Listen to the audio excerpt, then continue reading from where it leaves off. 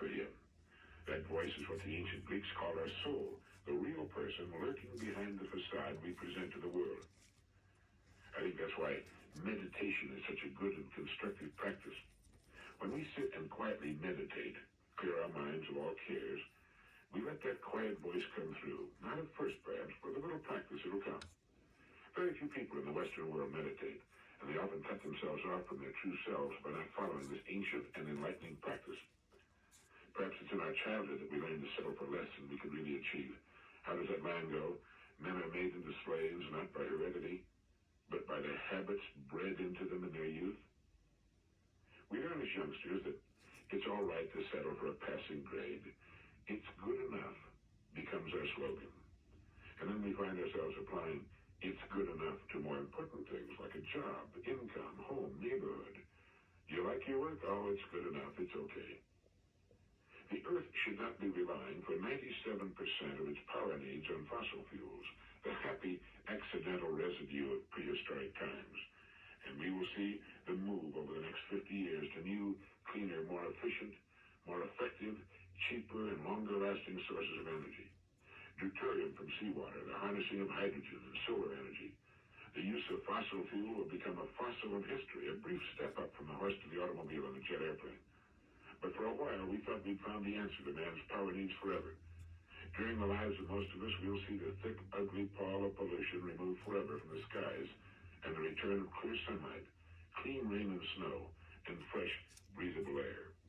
But how many of us have stopped too soon, too, in our own lives? Thank you.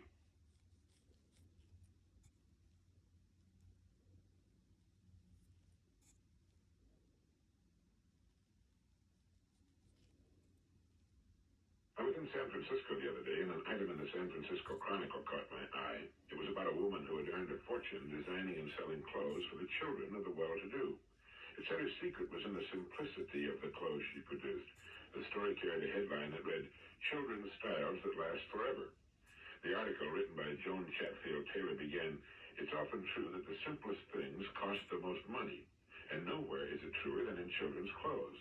If it's ruffles, bows, trendy colors, and faddish styles you want for your little darling, you can just stroll down to your five and dime mail-order catalog or discount store. If it's an absolutely plain dress or play suit you want, you may have to go to the 7th floor of I. Magnin to buy a Florence Eisman." Florence Eisman has been called the Norel of the children's wear industry.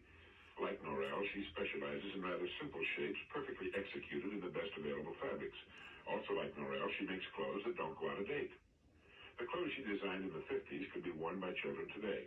Florence Eisman believes in utterly simple dresses, preferably without belts or waistlines, in clear, bright colors or classic neutrals like gray, navy, and black.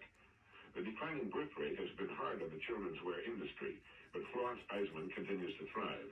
The high quality of the fabrics, most of which are imported from Europe, and the workmanship, all of which is done at the Eisman factories in Milwaukee and Fond du Lac, Wisconsin, are two reasons for the durability of Eisman designs. Well, in reading that story, I was struck by how much we can learn from it. It's a story that has to be told and learned over and over again.